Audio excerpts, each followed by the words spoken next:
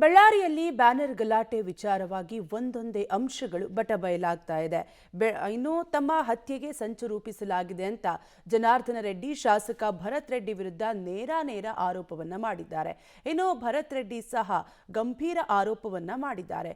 ಹಾಗಾದ್ರೆ ಘಟನೆಗೆ ಕಾರಣ ಏನು, ಘಟನೆ ಹೇಗಾಯಿತು, ನಿಜಕ್ಕೂ ಕೂಡ ಜನಾರ್ದನ ರೆಡ್ಡಿಯ ಹತ್ಯೆಗೆ ಸಂಚನ್ನ ರೂಪಿಸಲಾಗಿತ್ತಾ, ಈ ಕುರಿತ ಕಂಪ್ಲೀಟ್ ಡೀಟೇಲ್ಸ್ ಇಲ್ಲಿದೆ, ನೀವೇ ನೋಡಿ. ಬಳ್ಳಾರಿ ಬ್ಯಾನರ್ ಗಲಾಟೆ ಕೇವಲ ನೆಪಾನ? ಪಾರುಪತ್ಯಕ್ಕಾಗಿ ನಡೆಯುತ್ತಾ ಗಲಾಟೆ? ಜನಾರ್ದನ ರೆಡ್ಡಿ ಹತ್ಯೆಗೆ ಸಂಚು ರೂಪಿಸಲಾಗಿತ್ತ? ಯಾವುದು ಸತ್ಯ, ಯಾವುದು ಮಿಥ್ಯ? ಹೌದು, ಬಳ್ಳಾರಿಯಲ್ಲಿ ಜನಾರ್ದನ ರೆಡ್ಡಿ ಮನೆ ಮುಂದೆ ಬ್ಯಾನರ್ ಕಟ್ಟುವ ವೇಳೆ ನಡೆದ ಗಲಾಟೆಯಲ್ಲಿ ಜನಾರ್ದನ ರೆಡ್ಡಿ ಹತ್ಯೆಗೆ ಸಂಚು ನಡೆಸಲಾಗಿತ್ತು ಅನ್ನೋ ಗಂಭೀರ ಆರೋಪ ಕೇಳಿ ಬಂದಿದೆ. ಜನಾರ್ದನ ರೆಡ್ಡಿ ಬರೋದಕ್ಕೂ ಮುನ್ನ ಸ್ಥಳಕ್ಕೆ ಮಾಜಿ ಸಚಿವ ಶ್ರೀರಾಮುಲು ಬಂದಿದ್ರಿಂದ ಅದಾಗಲೇ ಗಲಾಟೆಯ ತೀವ್ರತೆ ಜೋರಾಗಿ ನೂಕಾಟ ತಳ್ಳಾಟ ಆರಂಭ ಆಗಿತ್ತು. ಜನಾರ್ದನ ರೆಡ್ಡಿ ಮನೆ ಮುಂದೆ ಗಲಾಟೆ ನಡೆಯುವಾಗ ಜನಾರ್ದನ ರೆಡ್ಡಿ ಗಂಗಾವತಿಯಿಂದ ವಾಪಸ್ ಬಂದಿದ್ದಾರೆ. ಈ ವೇಳೆ ಮನೆಯ ಹತ್ತಿರ ಗಲಾಟೆ ಮತ್ತೆ ಜೋರಾಗಿದೆ. ಕಟ್ಟಿದ ಬ್ಯಾನರ್ಗಳನ್ನು ಕಿತ್ತು ಹಾಕಿ ಕೈ ಮಿಲಾಯಿಸಿದ್ದಾರೆ. ಇದೇ ವೇಳೆ ಭರತ್ ರೆಡ್ಡಿ ಆಪ್ತ ಸತೀಶ್ ರೆಡ್ಡಿ ಬೆಂಬಲಿಗರು ಗಾಳಿಯಲ್ಲಿ ಗುಂಡು ಹಾರಿಸಿದ್ದಾರೆ. ಈ ವೇಳೆ ಬಂದ ಜನಾರ್ದನ ರೆಡ್ಡಿ ನನ್ನ ಮೇಲೆ ಗುಂಡು ಹಾರಿಸಿದ್ದಾರೆ, ಬ್ಯಾನರ್ ನೆಪದಲ್ಲಿ ನನ್ನ ಕೊಲೆ ಮಾಡಲು ಶಾಸಕ ಭರತ್ ರೆಡ್ಡಿ ಸಂಚು ರೂಪಿಸಿದ್ದಾರೆ ಎಂದು ನೇರವಾಗಿ ಆರೋಪಿಸುವ ಮೂಲಕ ಗುಂಡು ಪ್ರದರ್ಶನ ಮಾಡಿದ್ದಾರೆ.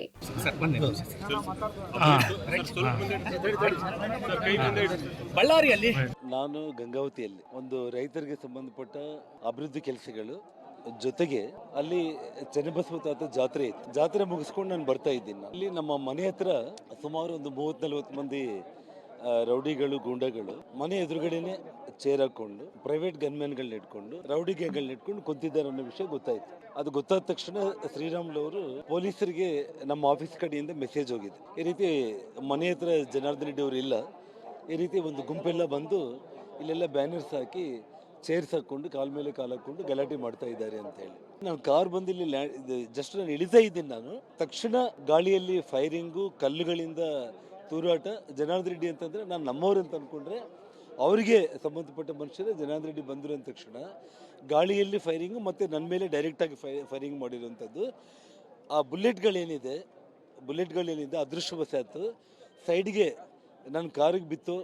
ಒಟ್ಟಿಗೆ ಆ ಸೌಂಡ್ಗಳು ಬಂದ ತಕ್ಷಣ ಎಲ್ಲ ನಮ್ಮವ್ರು ನನ್ನ ಸುತ್ತುವರೆದ್ರು. ನನ್ನ ಕೈಗೆ ಸಿಕ್ಕಿರುವಂಥ ಬುಲೆಟ್ ಇದು.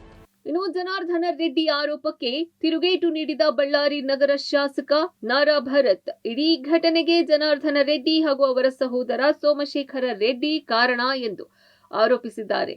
ವಾಲ್ಮೀಕಿ ಪುತ್ಥಳಿ ಉದ್ಘಾಟನೆಗೆ ಸಂಬಂಧಿಸಿ ಬ್ಯಾನರ್ ಅಳವಡಿಕೆ ಮಾಡುವಾಗ ಬೇಕು ಅಂತಲೇ ಗಲಾಟೆ ಮಾಡಿಸಿದ್ದಾರೆ.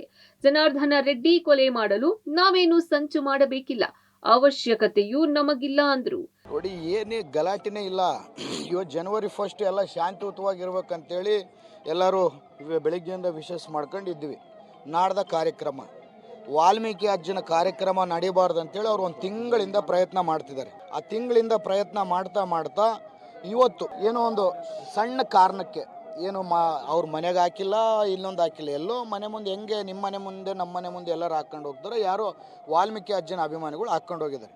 ಅದನ್ನು ದಿಢೀರ್ನ ಅದನ್ನು ಯಾರಿಗನ ಇನ್ನೊಬ್ರಿಗೆ ಹೇಳಿದೇನೋ, ಇಲ್ಲಾಂದರೆ ನನಗೆ ಫೋನ್ ಮಾಡಿದ್ದು, ನೋಡಪ್ಪ ಈ ಥರ ಇದೆ, ಸ್ವಲ್ಪ ಇಲ್ಲಿ ನಮಗೆ ಕಂಫರ್ಟಬಲ್ ಆಗಿಲ್ಲ ತೆಗೆಸಂದರೆ ನಾವು ಹುಡುಗರಿಗೆ ಹೇಳಿ ತೆಗೆಸ್ತಿದ್ವಿ.